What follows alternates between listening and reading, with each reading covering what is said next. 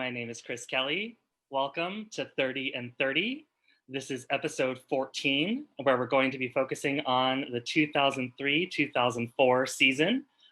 30 and 30 is where we are taking a look back at 30 years of live arts, where we've been and taking us through and having guests talk about their experiences throughout.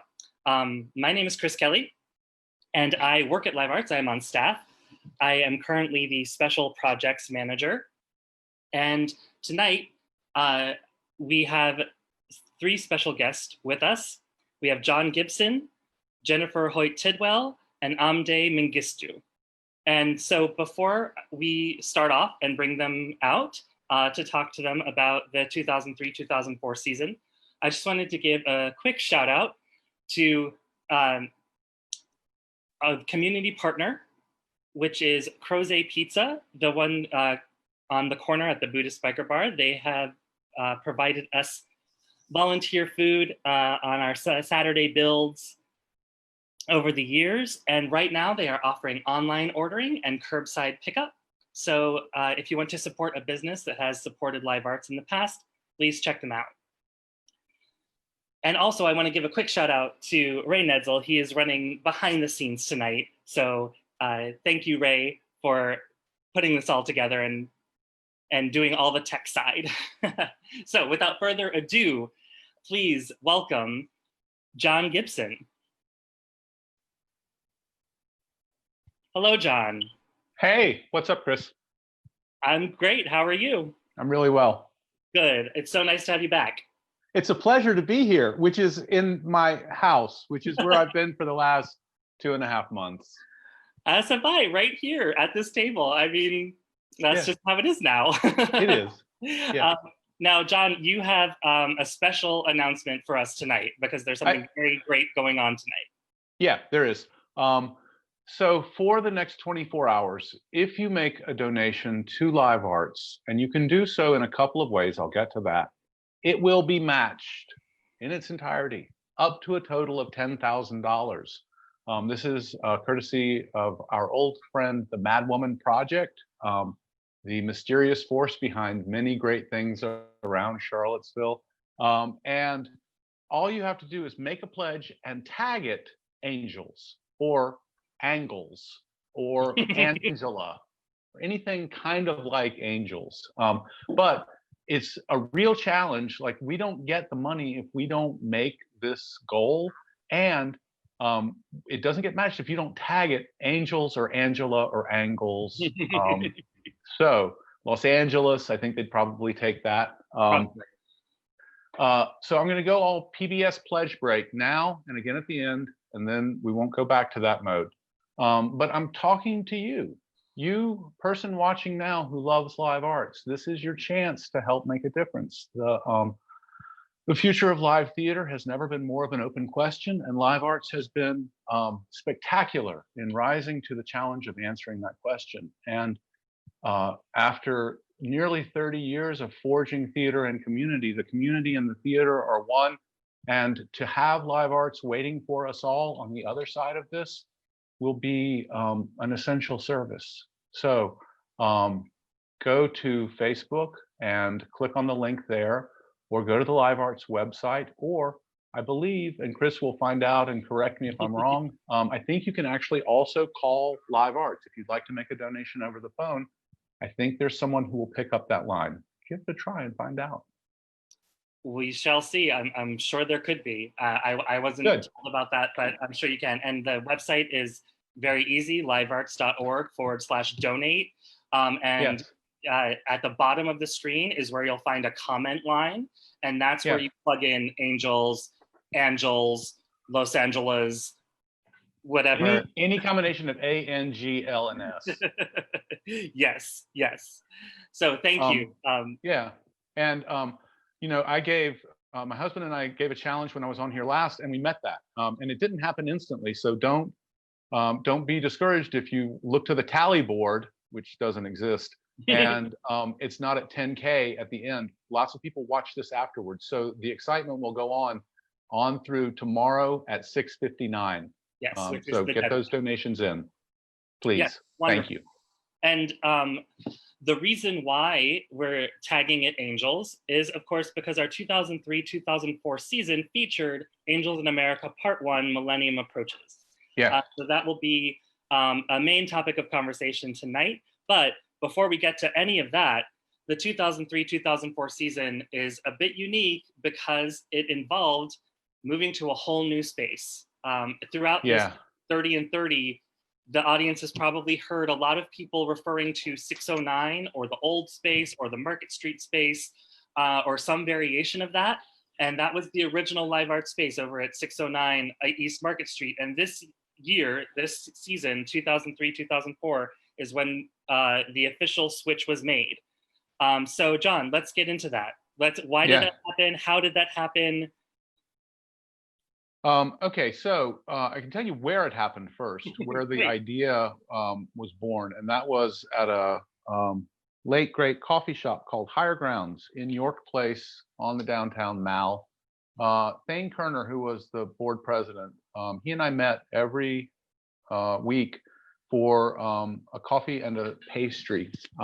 He would have an egg white omelet, I think, because healthy. Sure. And we began in about 1997 having conversations about a new space. For me, a lot of it was artistic. We were in a space with 11-foot ceilings. We had capacity that we kept hitting up against hard. We had 135 seats there, and we would sell out routinely. We were more popular, and that's a great problem to have. You know, to sell out all the time is a great message. But people were getting left out. The backstage was cramped. There was no scene shop. There were a lot of limitations. There were also a lot of pluses. But Thane came at it from a stewardship and from a financial perspective. And he recognized that owning our own space would serve as a permanent endowment, that there would be there would be in the form of rent that we were not paying, an ongoing contribution to Live Art's bottom line. And it was his idea to make it, because the art scene was very crowded then, and there were a lot of different people, organizations looking for a new and permanent home. It was his idea to make it a consensus project. So he sought the participation of Second Street Gallery and Lighthouse Studio. There you see one of the campaign posters. This is with an early rendering from the architects who were eventually attracted to the project, Bushman Dreyfus, our old pals, the Jeffs. And there is the building officially known as City Center for Contemporary Arts. And Live Arts, Second Street, and Lighthouse became the three residents of the city center. And it took a really long time. So we went into development for the theater space, and that was it was a characteristically Live Arts kind of process. We decided that we were not going to work with you know, consultants or professionals or people who knew things. Yeah, we were going to make it up ourselves.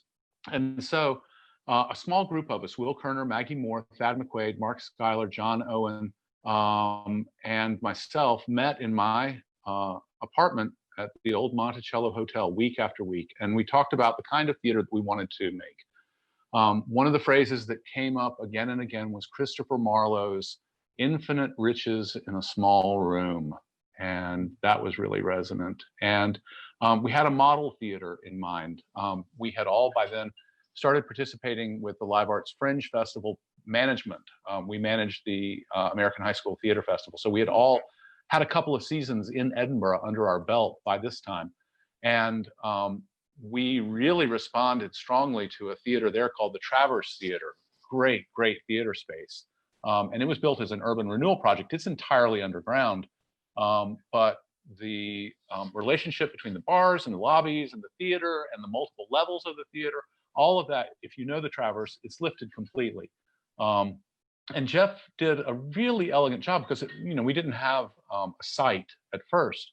The search for a site was its own thing. And there was a lot of development activity. And the development partners, Colin Rolfe and Lee Danielson, Lee went on from Charlottesville, but Colin stayed and eventually became our board president. But they had done some complicated land swap where in order to get a tax credit or something, they donated that parking lot space. Yeah, there it is. Oh, great. Thank you. They donated the parking lot space beside the Jefferson Theater and at that really prominent intersection, or one of the gateways to Charlottesville. And there were a couple of things that I found poetic and compelling about that space. The first was that it was a parking lot, and that we, reversing decades of urban renewal trends, had torn down a parking lot to build a theater. And the reverse had been so often and so sadly the case. And the second thing was, you notice the tall stage house of the venerable Jefferson Theater right next door. So we were creating, for the first time in Charlottesville's history, a theater alley, a space between two theater buildings. And I thought that was pure magic. So we ran into all kinds of problems. The fundraising was hard, but slowly the building began to rise. We hit some sort of hidden condition on one of the lot lines, and it stopped dead in its tracks for a few months while that got resolved. They brought in so many cinder blocks, and then they brought in more cinder blocks and still more cinder blocks. But eventually, this is one of my favorite shots. This is in a snowstorm, and there is the building complete, but in its skeletal form. You can see there the street entrance, and then the second floor lobby, the third floor lobby, and the roof deck is getting ready to, that single I-beam that spans from the upright back to the cinder block wall, and there's a ladder. That's getting ready to support the roof deck. And there in the opening, just behind it, is the second level of the large theater. And off to the right, in the upper right corner, is the space where the smaller theater would eventually be housed. Yes. Almost complete. Oh no, this is complete because there are chairs on the roof deck. There was the strong orientation of the box office and concession stand. Jeff Bushman called it. He said he wanted to train audiences to go back to that same spot over and over on each floor for satisfaction. So he called it the pleasure shaft. If you wanted tickets or a drink, if you were on the first floor or the second, third, fourth floor, any of the floors, you just orient yourself to the pleasure shaft. Yeah, and this particular picture is a second renovation. Yeah, because the little, I think there has been, there's actually a third renovation. There was a renovation about a year and a half after, where we enclosed second floor balcony, which was charming, but also we needed the space, and reconfigured the costume shop and the dressing room areas. Oh, right. Yes, I remember now. Yeah. So this is actually Live Arts 3.0, but there in the back, you still have the balcony overhanging the street, where when you do your open air production of Romeo and Juliet, you can take advantage of that. And where if you ever have a totalitarian leader of Live Arts, he can grab a megaphone. I mean, another one. Yeah, this is what became of it, and this is with new signage and new logos and new streetscape.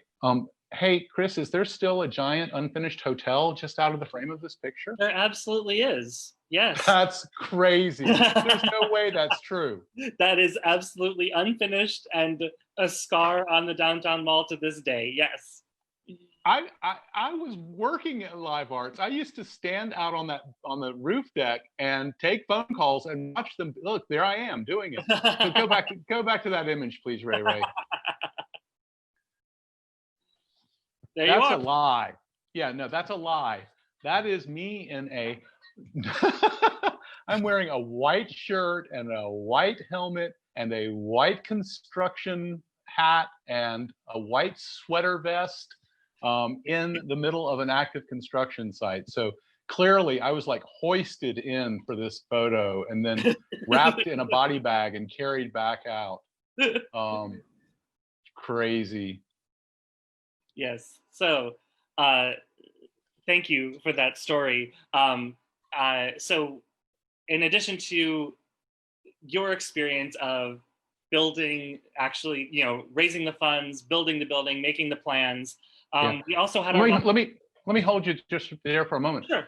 Thane did another really smart thing, which was to form a separate organization to handle the fundraising.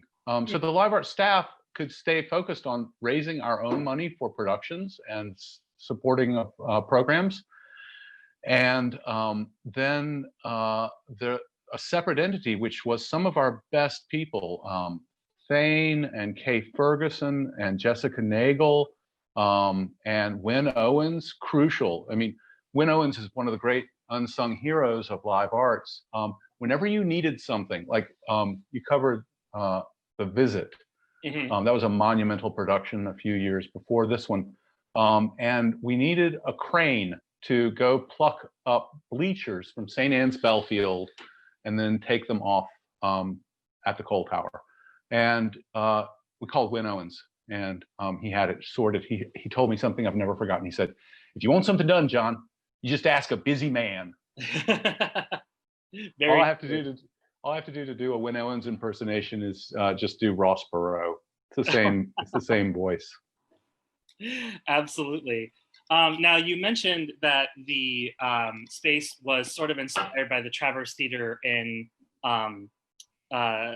Scotland. Yeah. But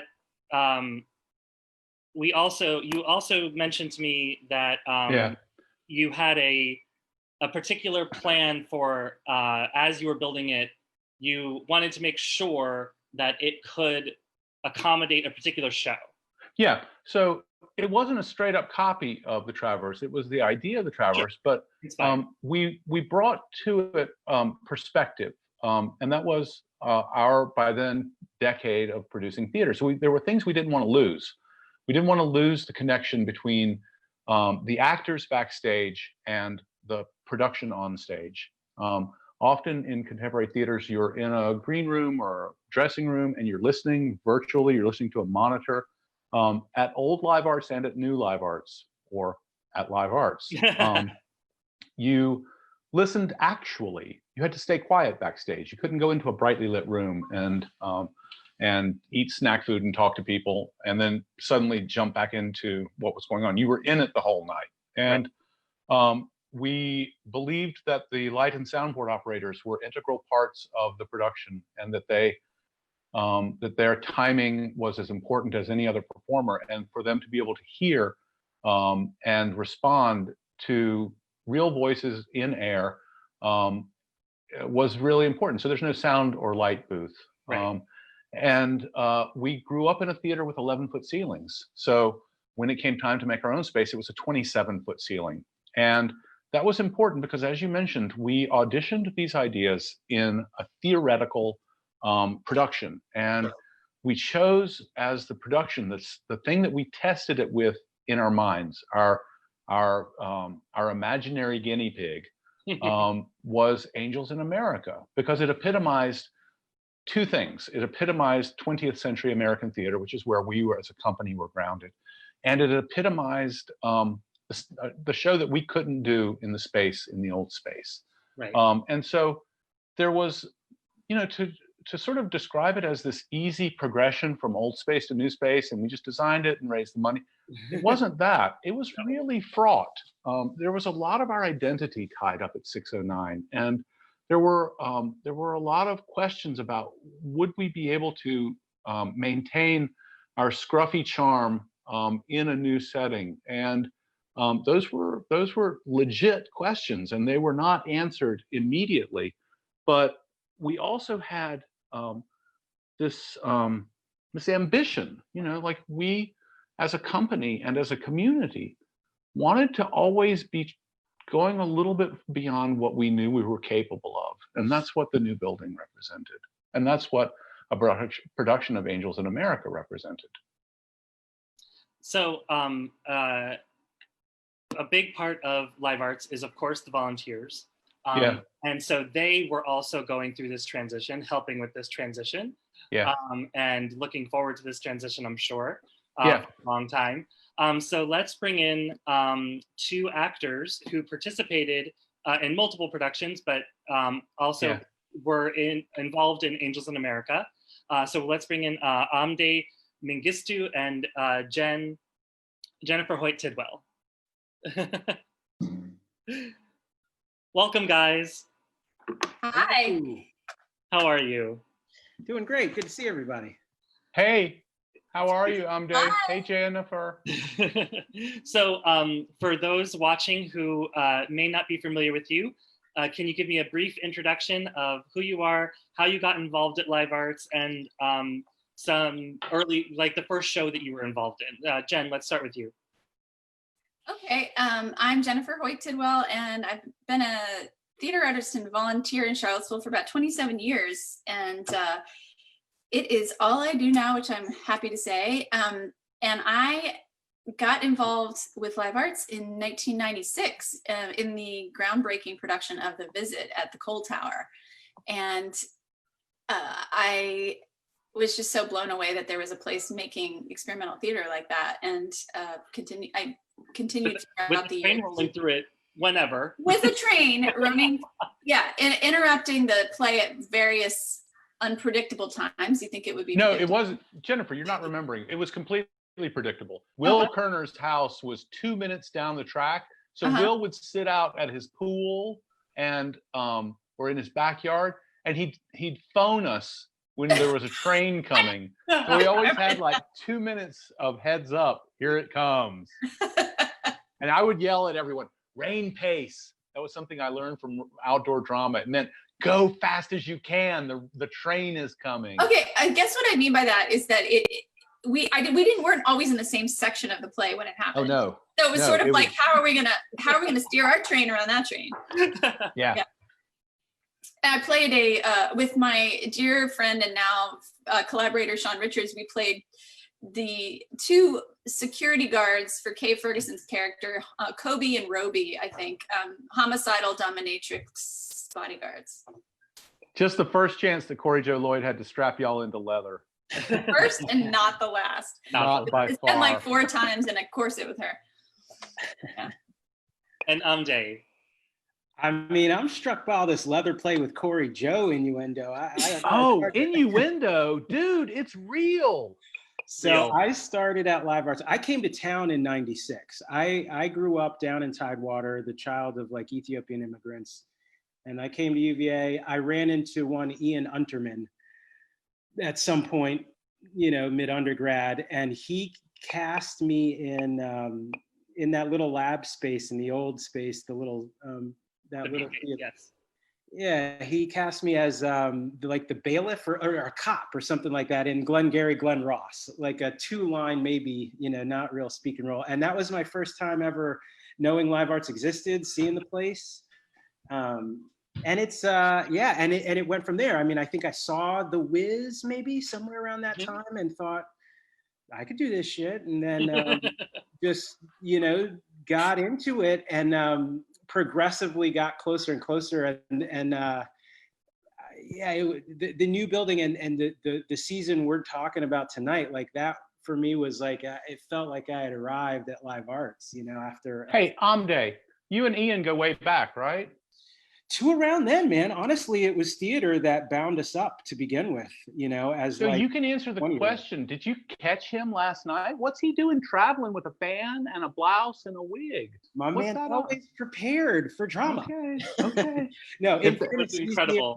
His mom has a farm in near Gordonsville, so he probably was able to get whatever the hell he needed. Is it a wig farm? That's what I said. Damn you! That's what she said. It's not like Corey Joe's leather dungeon, but there's a lot of Close enough. Anyway, thank you for introducing yourselves. We're going to break up a little bit from what we've been doing in this 30 for 30 and 30 project. We're going to go right into a scene from Angels in America right now between Harper and Mr. Lies. Actors played multiple roles in Angels in America. So Mr. Lies was played by the actor who played Belize, and that is going to be played by Amdie, and Jen will be playing Harper. So Jen, or John, whichever, will you give us a little setup for the scene and then go right into it? J-Ho, take it. Okay. In this scene, this is in the first act, and Harper, who is struggling with mental illness, spends her days at home. And in this scene, she's listening to the radio and sort of talking to herself, but really the audience. And she hallucinates. Okay. It's the end of the scene. Thank you so much for that. That was lovely. Thanks. Lovely to hear those words out loud. It's a Weird trip. to do again. It is. A trip. It's like I was texting with Jennifer a minute ago, I feel like, and it's such a time capsule, like importing that specific moment in our lives, which is pre-Obama, pre-gay marriage, like obviously pre-COVID, and it's just like the interim to whatever, how many years it's been. We're right back there. Yeah. It is. We're Reagan and time capsule. It's incredible to hear. Yeah, how little has changed. Yes, The amazing thing. Yeah, isn't it great that Plagues and Roy Cohn are no longer relevant?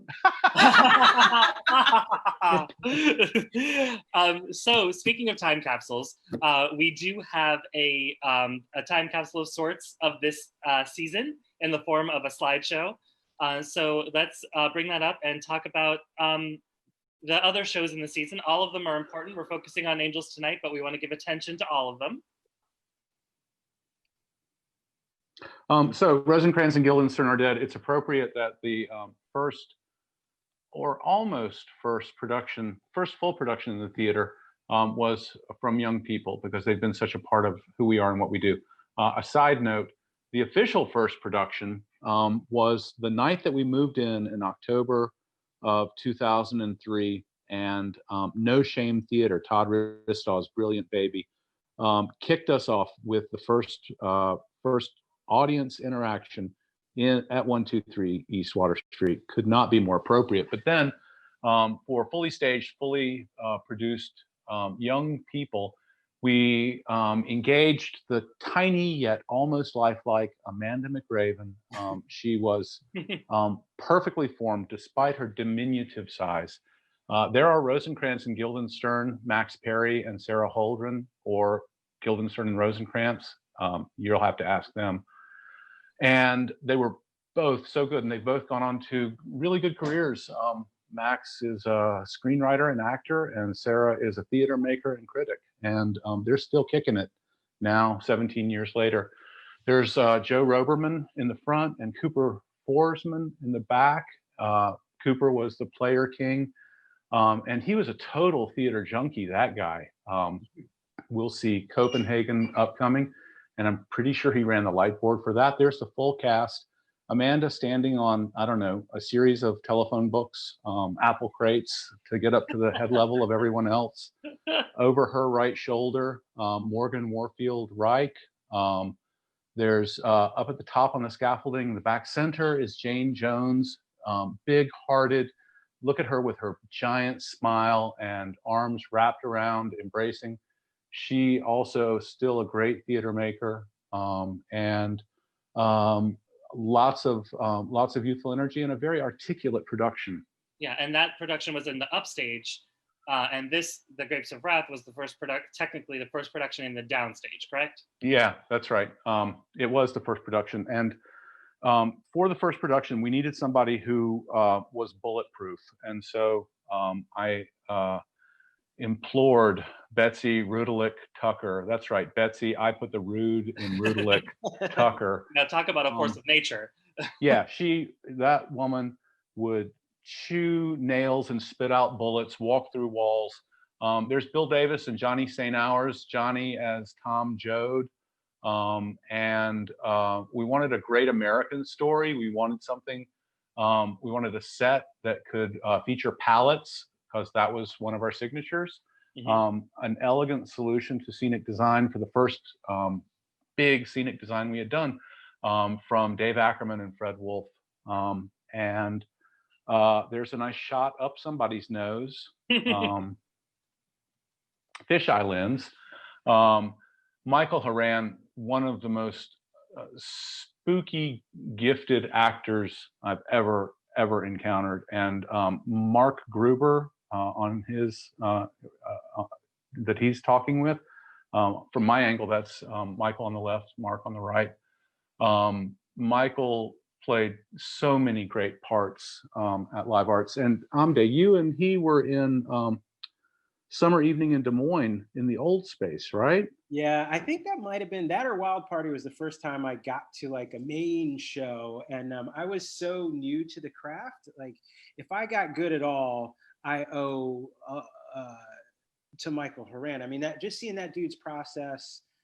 I mean, I didn't take classes, you know, I didn't come from Betsy Tucker's, like, you know, Colbert school, and, you know, like, I learned so much just from being around him, how unassuming a human could be in real life, and yet fully realized and happening another on stage. Man, that dude, yeah, that was just before the move to this theater, right? Yeah, that's right. Here's Chris Patrick in his contractually obligated kerchief. He wore a kerchief in every production he ever did at Live Arts. It was in his rider. Absolutely. A large gesture and a large moment, context for which I cannot supply. There's the whole. There's the whole cast and crew. There's Chris Patrick. He switched out of his kerchief, and he's ready to either clean your windshield or serve you a banana split. Not sure which. Not sure. I'm scanning the. Oh, there's Betsy at center. And what you can't see, everyone in this picture, there's Cater, Ben Gordon, now Cuervo, Tracy Stager, Don Gaylord. It's so fortunate that so many of the cast are wearing, you can sort of get a sense of this from Johnny St. Hours. Look at his posture. Does that suggest that he's in some warm space? No. He's freezing. Because for the first 6 weeks, we did not have, it was a cold snap in Charlottesville, and we had no supplemental heat. There had been some mishap with the heating system. And so everyone, it was like 50 degrees in the theater. And so the entire audience sat there in their scarves and coats and gloved hands. And at the end, they applauded, and it sounded like moths flinging themselves against the window glass. Boston Marriage, David Mamet. We wanted to honor who we were and what we had done. And one of the things that I was really proud of was the emphasis on female stories about women. And it was one of our hallmarks. And though this is from that noted female writer, David Mamet, it is an all-female cast led by the impeccable Cara McLean Burke and the ineffable Rhonda Lurleen Hewitt. And those are two powerhouse performers right there. Rhonda came and saw a show at Live Arts, and she quit her job at Theater Virginia and moved to Charlottesville so that she could be part of our organization. And she served in various roles for a decade. I got a nice email from her this morning. And there is the third actress, whose last name escapes me, but whose first name was Cara. So it was two Caras versus a Rhonda. And we're going to give this one to the Caras. I remember this piece fondly. I remember it most often in a line of dialogue that is quoted to this day in our household. Unpleasantness cannot exist in the presence of a pie. It was true. And still true. And now this was in Rep, right? With Top Dog. Yeah. Oh, that's right. Yeah. So I was a little out of gas by this point. And so though I designed the set, it was not, Bill Ruff described in a previous episode, the set that I designed for Ah Wilderness. And he was very gracious. And it was one of my favorite sets. This one, the Sandbox. Yeah, the sandbox. This one was an idea sketched on the back of a cocktail napkin in the middle of a fundraising meeting or while practicing a fire drill, but it worked. So that same dollar bill wraparound, Corey Lloyd is texting me throughout this, and she just reminded me that the second Kara was Kara Duncan. Thank you, Corey. Oh, thank you, Corey. And so there's Richard Cooper and Matt Horn on the set of Top Dog Underdog. We had begun, as Mickey and Teresa described so movingly in a previous episode, our relationship with Susan Laurie Parks with a very memorable production of Venus. And here we are continuing with her work. And we started, I think this was the year that she won the Pulitzer Prize. And we, by that time, were old hands with Susan Laurie Parks and Larry Goldstein and Sean Harris co-directed this piece. Copenhagen, you're about to see the definition of the powerhouse cast. Next slide. There they are. If you want to blow the roof off the dump, simply engage David Holton, Boomy Pedersen, and dear Doug Schneider. Those three unstoppable forces. And David, to his credit, I mean, Boomy and Doug eat skinny blonde actors like him for breakfast. But he really held his own. They were the Boers, that's B-O-H-R, shut up, y'all, and Neil Spohr and the lovely Mrs. Bohr. And he was Werner Heisenberg, not the one that you know from Breaking Bad, but the real Heisenberg. And this was a piece directed by Bill Ruff, charming, avuncular Bill Ruff, who got every last nuance out of it. And has Doug dyed his hair blonde for this, or to match his cardigan? I have questions. It is just one continuous color. Yeah. Boomy started with live arts in 1995, I think, with Who's Afraid of Virginia Woolf, and she has gone from strength to strength. And when Jeremy talked to me about this series, I had only two. He said, "Who should I get?" I only had two requests. I said, "You have to get Teresa Dowell-Vest, and you have to get Carol Pedersen." And so I'm thrilled that I think it's tomorrow night. It is. Boomy yes, and Carol. Boomy and Carol Pedersen will be in conversation, and what those two don't know about theater is not worth knowing, and what they've forgotten is more than I've ever known. They are a remarkable family. 9, the musical, again. So this is not technically a woman's story.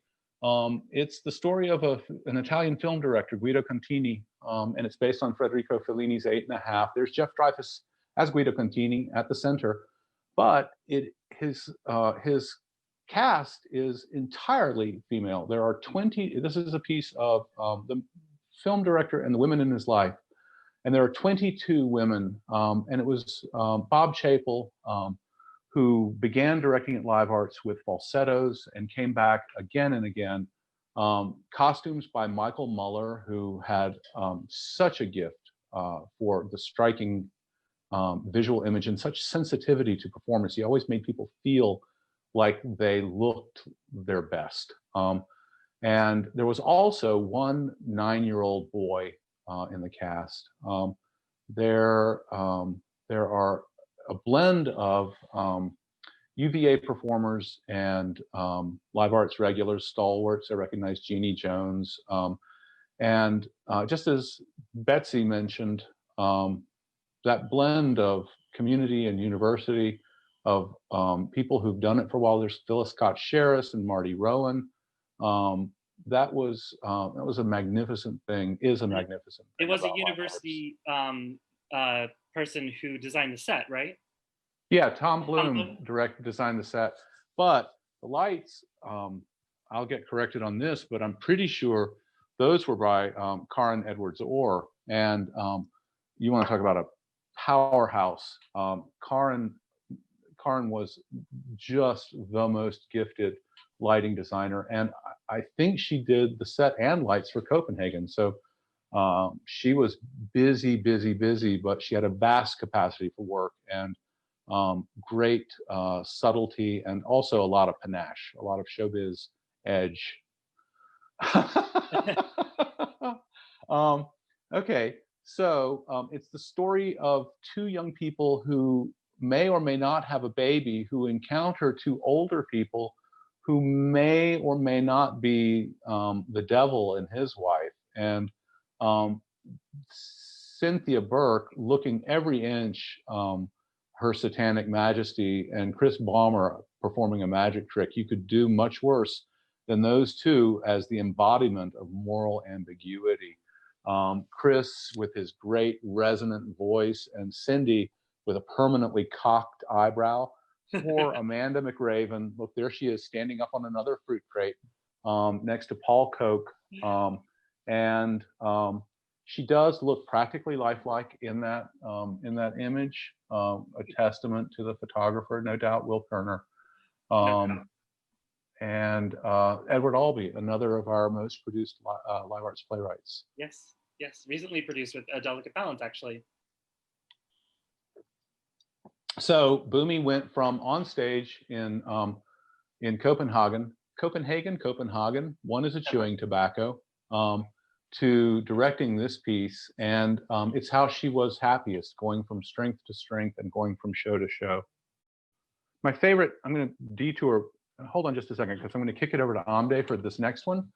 My favorite memory of Boomy is during the production of Three Tall Women a few seasons prior to this in the old space. She has a large family, and she was 8 3/4 months pregnant during the rehearsals. And she took a break from rehearsals for 2 nights, gave birth, and was back in the theater not 48 hours later with that child strapped to her back while she pushed giant pieces of furniture around the space, making it all work. And that is an indomitable spirit. There's no stopping Boomy Pedersen. I know, I've tried. Hey, Amdie, why don't you take this one? Yeah, I know better than to try to stop Boomy. Good, wise. One of the first things I learned, like at the old space. It's funny, Stephen Adley Gurgis, the playwright here, if you look at the foreword to this play, he talks about what his job was. At the time he wrote this, he was an HIV prevention educator on Rikers Island. At the time that Satch cast me in this and we put this up in that new space, I was an HIV prevention educator at that at ACRJ, the jail down Avon Street. So my day would be roll over to jail, like, do drug abuse prevention classes, like really connect with these dudes, try and find HIV positive inmates and connect them to state care. And then in the evening, I would be coming to this jail to play act with these guys. That's Junie, not an actor, but Satch got something out of him, and we had quite the little ensemble. And Junie then went on to be part of live arts for years thereafter. For real. He was around. For real, yeah. But I'm pretty sure this is how. So I feel like Satch plucked him out of the ether. Ray, he plucked him out of the bar. He plucked him out of 2nd Street Saloon. That's where he. Trying to be euphemistic with ether, but yeah. Yeah. He got him from the pub. All right. Yeah, it's so funny. After this, I go to law school, and it's actually, this show is part of the reason why I went to law school. Quick vignette, Satch had a buddy who was an equity actor who was in this show subsequent to our performance of it at the Roundabout, like an actors equity stage up in Silver Spring, Maryland, something DC suburban. So we all went, me, my girlfriend, her sister who lived up there, Satch, a couple other people, I think maybe Junie, probably, I think a couple people from the show. We all went, and there was dudes there that had bit parts in The Wire. Everybody was there was professional, and we come out of the show at intermission, and my girlfriend's sister was just like, wait, so are they in jail? Is this in jail? And the show had just thoroughly missed the mark.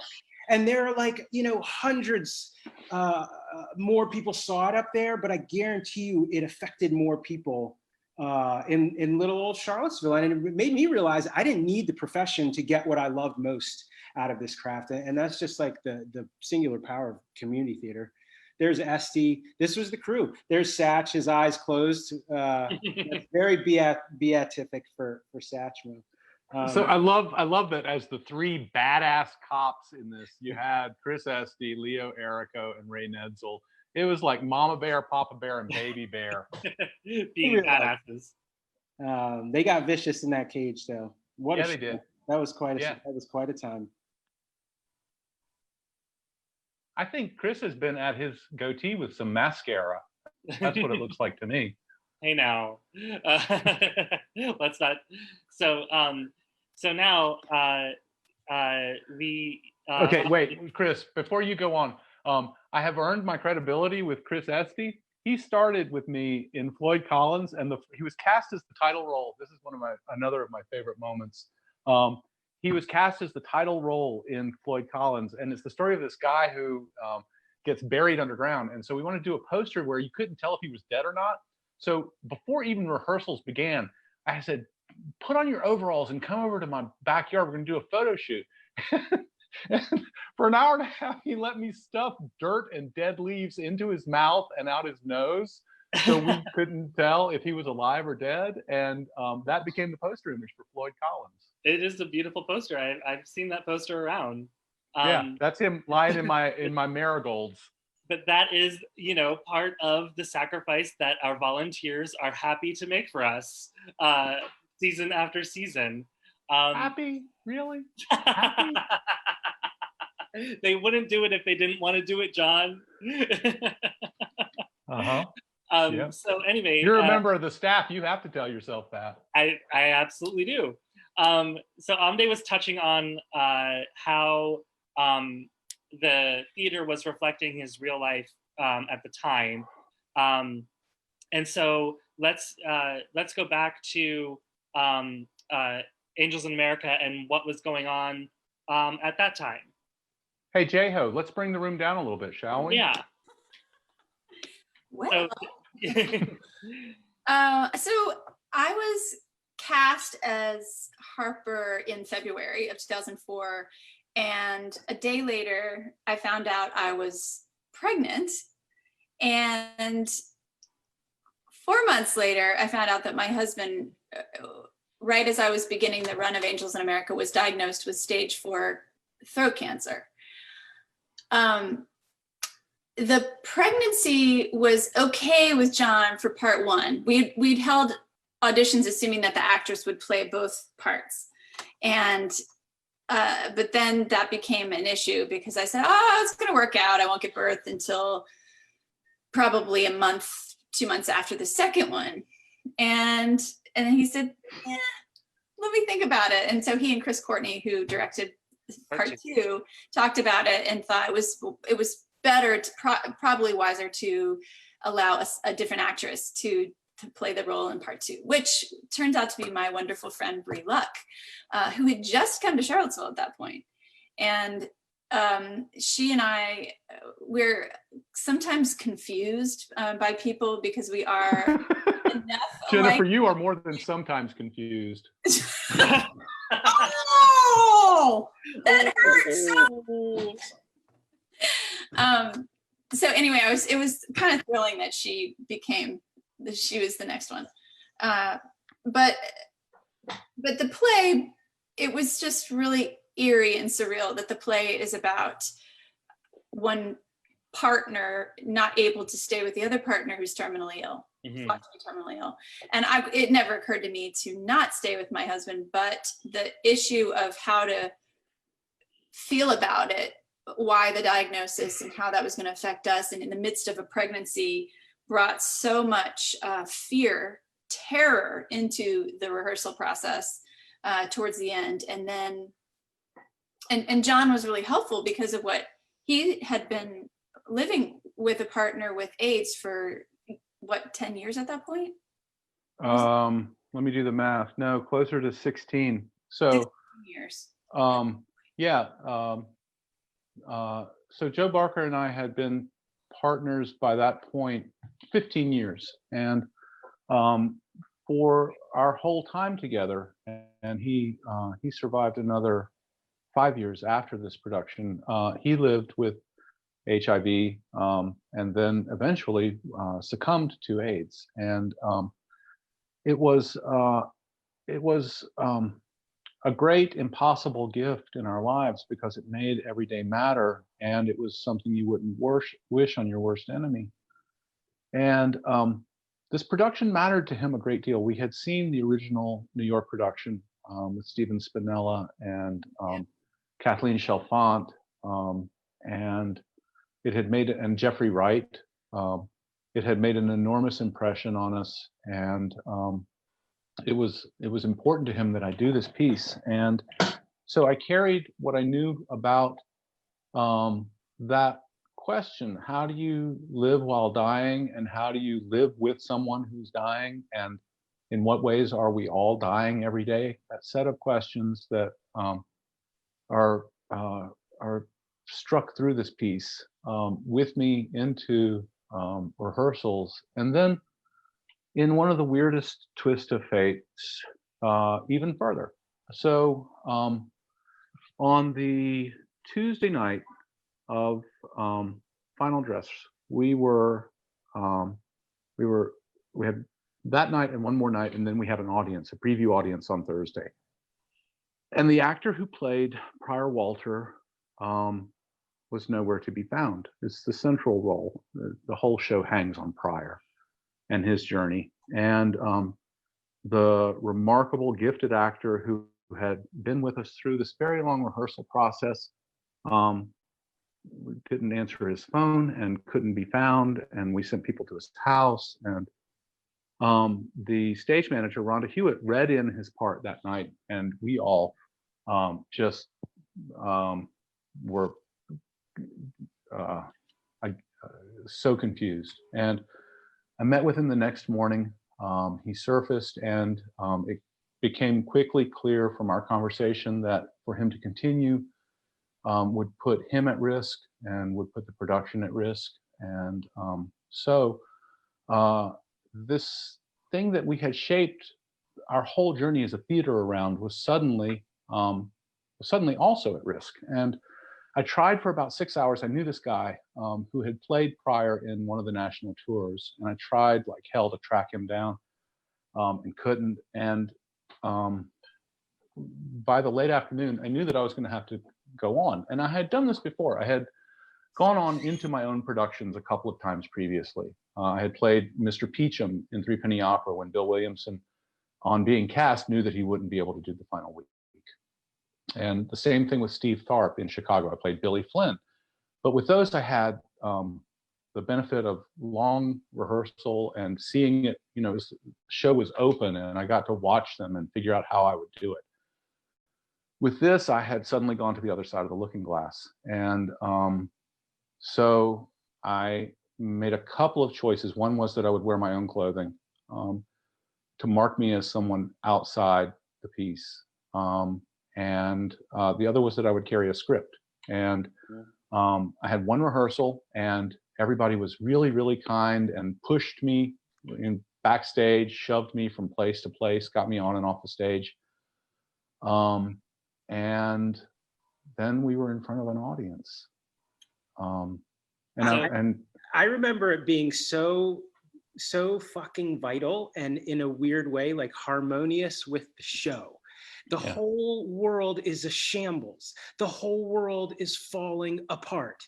And then that's happening in Jen's life, but then in a way that's also about birth and fucking creation. Yeah. Like, and then this new building, and this angel wings, is this gonna work? Like there was, and I remember one buddy of ours, little Seth Maxwell, I remember he's like a professional audience member. This is the unheralded dude that never gets on these talkbacks, but every theater depends upon, like the really reliable, attentive audience goer.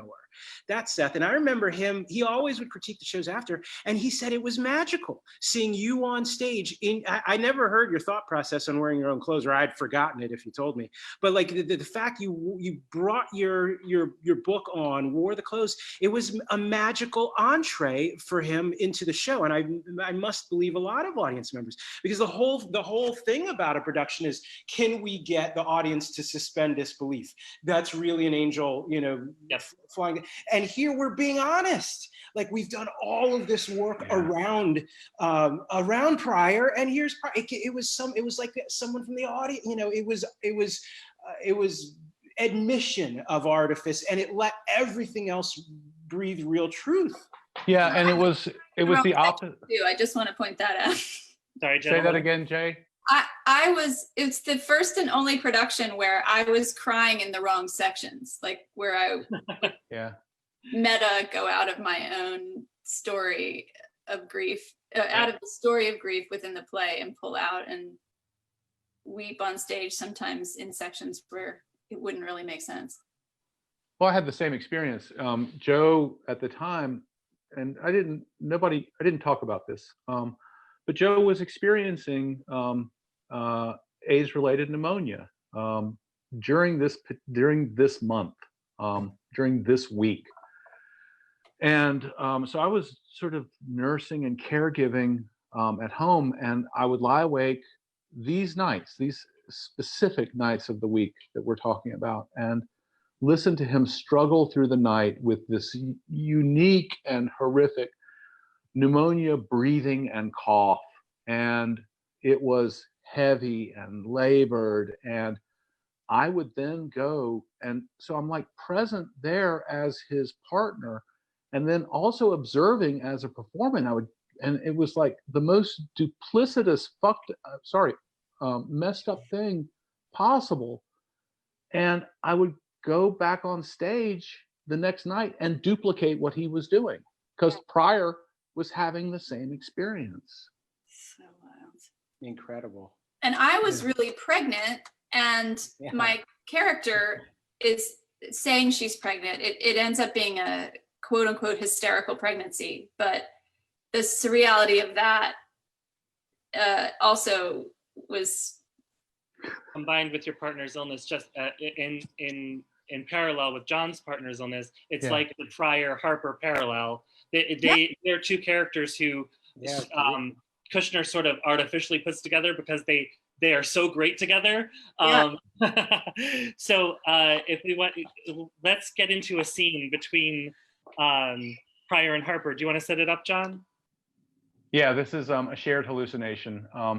Harper has questions, and Pryor has just been diagnosed. He's just his lesions have just been diagnosed as Kaposi's sarcoma, and they share a dream space.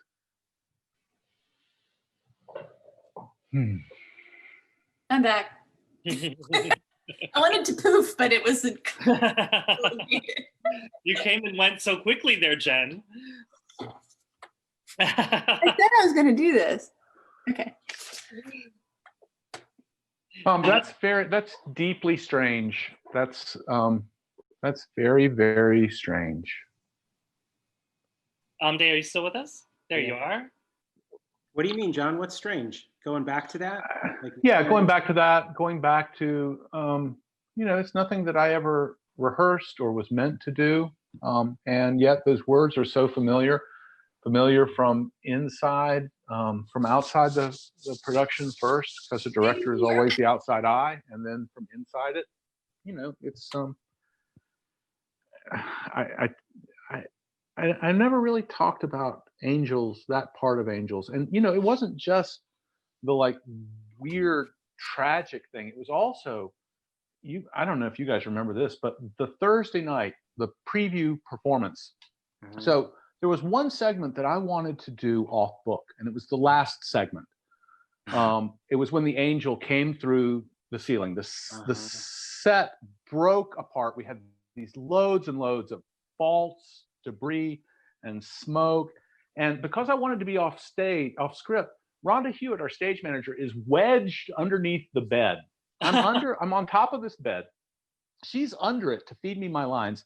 I am, out of the frustration and overwhelm of it, I'm banging my head against the bed, and it sounds like a rifle shot. And the set breaks apart, the ceiling collapses, the smoke goes off, and the fire alarm goes off. Oh, fuck. And we had to evacuate. It was the first time. I mean, it was a brand new theater. Yeah. We had never had this. It's part of that's the thing, is the audience wouldn't leave. Yeah, they wouldn't leave. They had to. Rhonda had to crawl out from under the bed and make the announcement for people to please leave. And we leave, and we've left Mindy St. Hours hanging there. Oh, really? Like, oh my God, I did not. She's like meat on a hook. Something in a butcher shop window, just up there flapping in her harness. And oh my gosh, some Peter Pan shit right there. Yeah, exactly. That's what it feels like. It feels like David Sedaris up in there.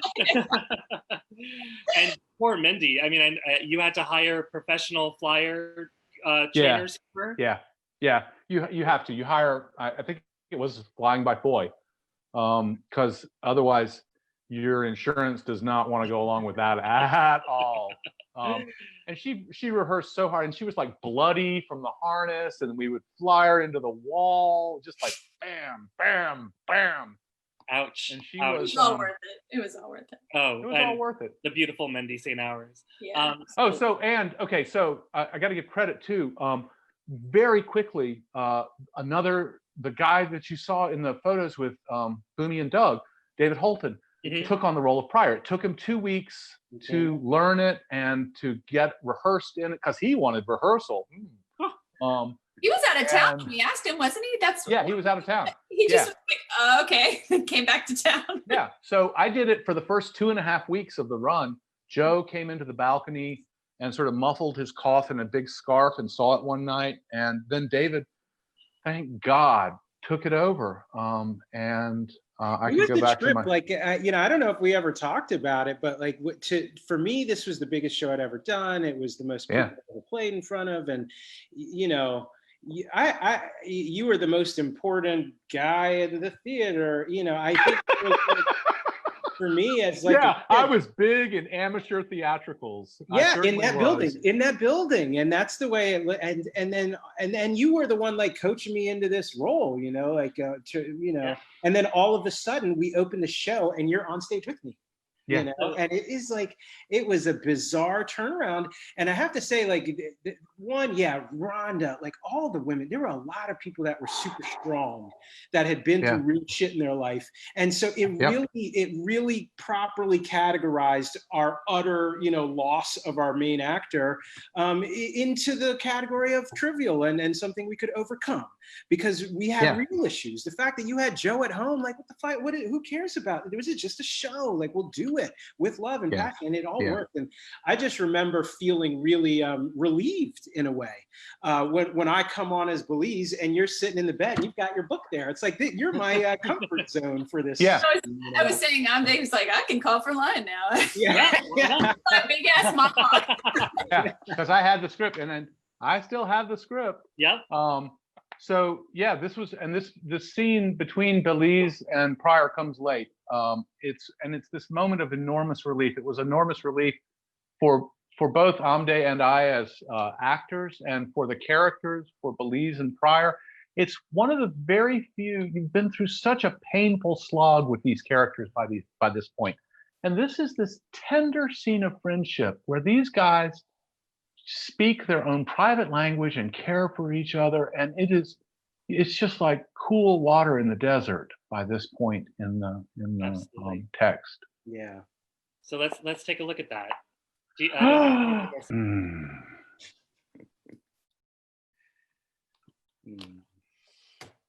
Thank you guys.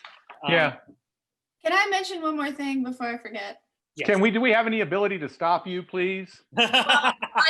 This is a tale of two Harpers, and I just think it bears mentioning that little fur baby that was in my stomach that time, and that person I was playing, we're co-inspirational, and I just want you to know that I have Harper tattooed on my wrist. Oh, yes. And my daughter's name is Harper. Her name is Harper, not Harper Pitt. Harper Valley PTA. Harper's Bazaar. Well, given her mother, how could she be otherwise? What?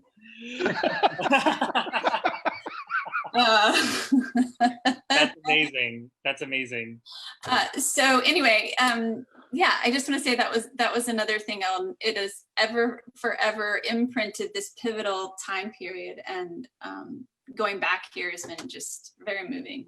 Yeah. Okay, I have Corey Jo Lloyd, she who must be obeyed, has been texting me through this whole thing, and she says, did you know that Jen and Amdie split that overcooked prop steak backstage every night? Oh, yes, we did. Yeah, we were talking about that. And she says, Harper is partially built from those steaks. That's right. Oh my God. It's true.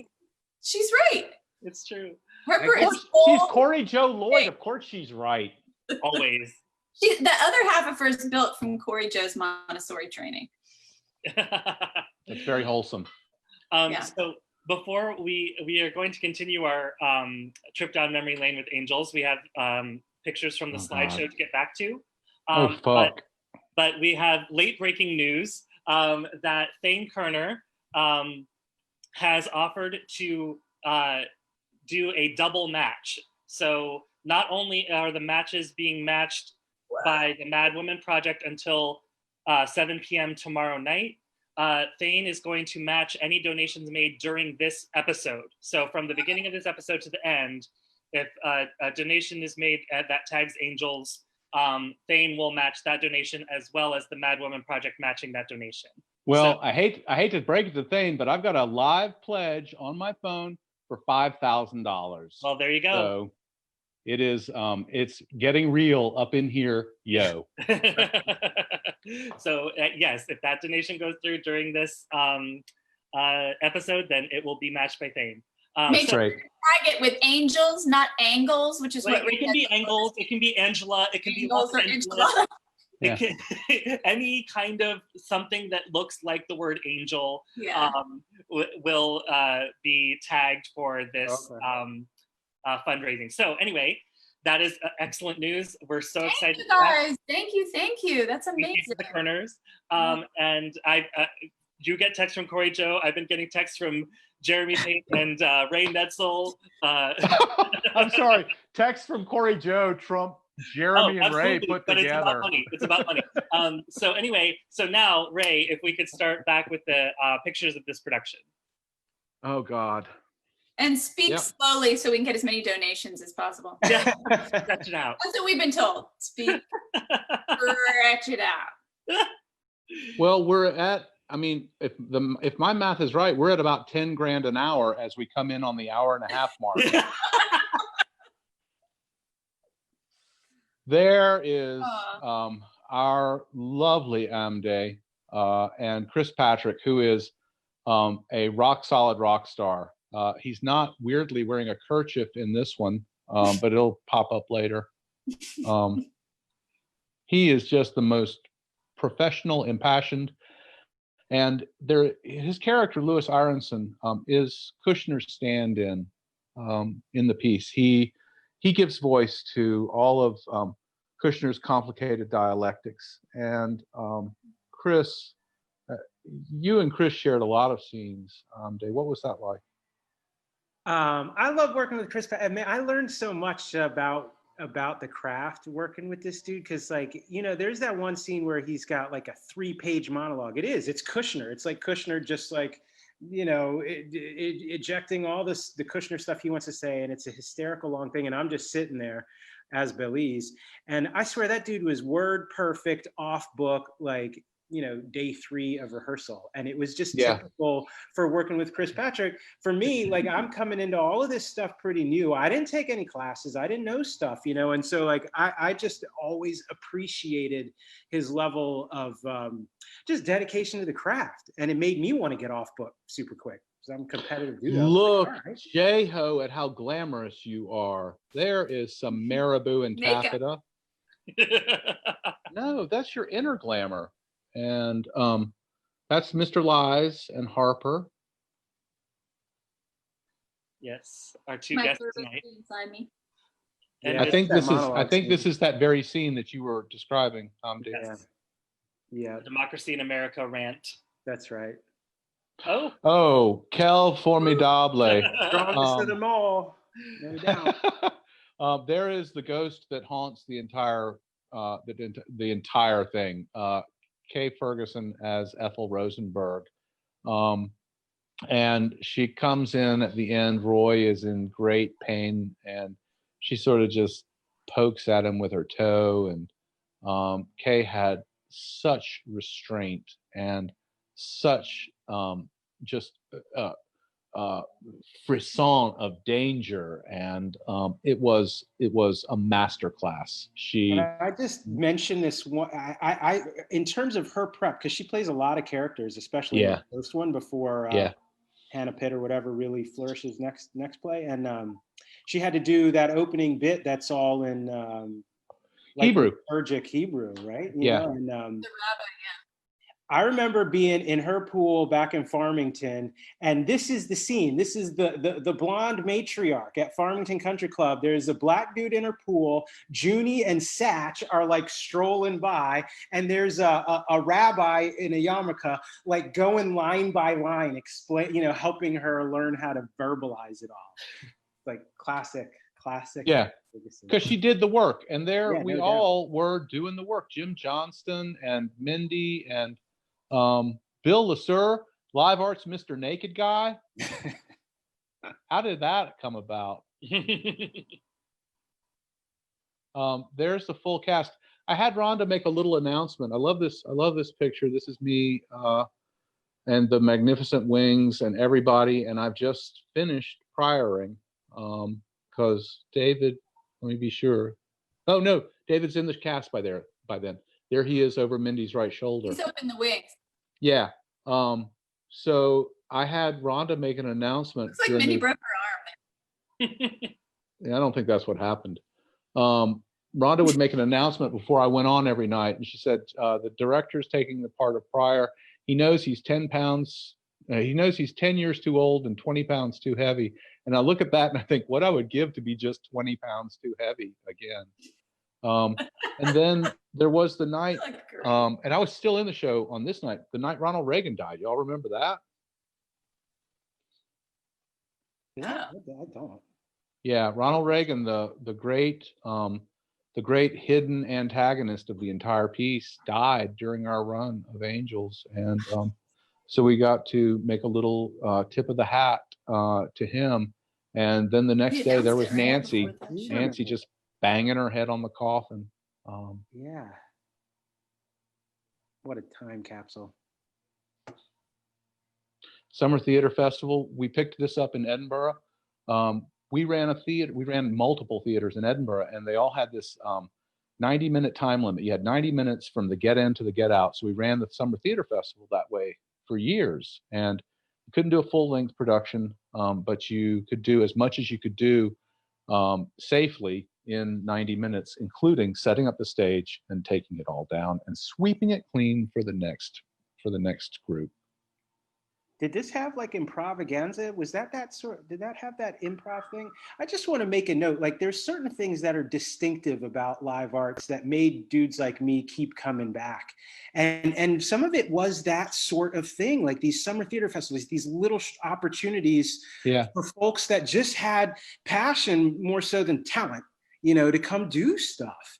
Was one of those things that kept you coming back Rochelle Claiborne? Listen, man, guilty as charged, because I got taste. All right, I got taste, good taste, and there was stuff, So, but it's really true, man. Like I would, and it's also like you go through and you point out this person is a TV writer, this person's an actor, I'm, like there's people who brought this stuff to other walks of life. Like I was the public defender in Staten Island, and I knew how to project. In court. because Satch had been in my ear telling me to stand and deliver, and this is 1,000 professional stages, all the Broadway theaters, none of them do that for one-time audience members who were invited to come play, and it I always said that our secret weapon was that it was people with real lives, and that they were doing it for a passion, not a paycheck. And the mix, I was watching Betsy's version of this show, and like she was talking about how she would purposefully pair, now you got community, you got students, you've got, it mattered. It really changed people's lives to be really able to. Yeah, it did. It does. Yeah. And it will continue to, as long as we participate, as long as we show up. Michael Parent said in the first year, Live Arts is who shows up. My challenge to you right now is to show up by donating. It's getting matched dollar for dollar, double in this moment. And I guess if you ever wanted to screw Thane over, now would be. Oh, please, give so much it hurts him. Yes. And I noticed that we're at the 1.5-hour mark, and we're well past turning into pumpkins. My drink is almost dry. I got to acknowledge, though, before I go, people have complimented me on my memory. Like, there's this illusion that I remember all this stuff. Live Arts has a production history on its website, and it is you talk about the unsung heroes. For 25 years now, twice a week, Kim Beard has come into that Live Arts office and done the database and the production history and whatever small thing that she chooses and then does year after year after year. Her dedication, her friendship, her attention to detail. The only way I know any of these names, I'm 54 years old, y'all. Don't you see this high light and this still light and these I do not, if I didn't have that production history to go back to and check up on, I wouldn't know any of this. So thank you, Kim Beard. Thank you, and Kim thank Beard. you everyone else who does something thankless. And thank you everyone else who gave money tonight. And we'll give it through tomorrow night at 6:59 p.m. Right, which is right when the next episode of 30 and 30 begins, and that will be episode 15, the 2004-2005 season, and it will be featuring Boomy and Carol Pedersen, heroes of Live Arts. Heroes. Heroes of Live Arts for sure, writing herstory all through our theater. So please tune in for that. And again, donations made during this episode will be matched double, and donations made through tomorrow night when that episode begins will be matched as long as you tag at the bottom when you are submitting your donation something that resembles the word angels. Angela, Angelique, Los Angeles, angles in America. There are many angles. Anyway, so thank you all so much for sharing your stories and getting so personal with us. And revisiting this amazing piece that brought us into the new building and could only be achieved in the new building. So that is all for us tonight. Goodbye. Thank you so much. And we'll see you again soon.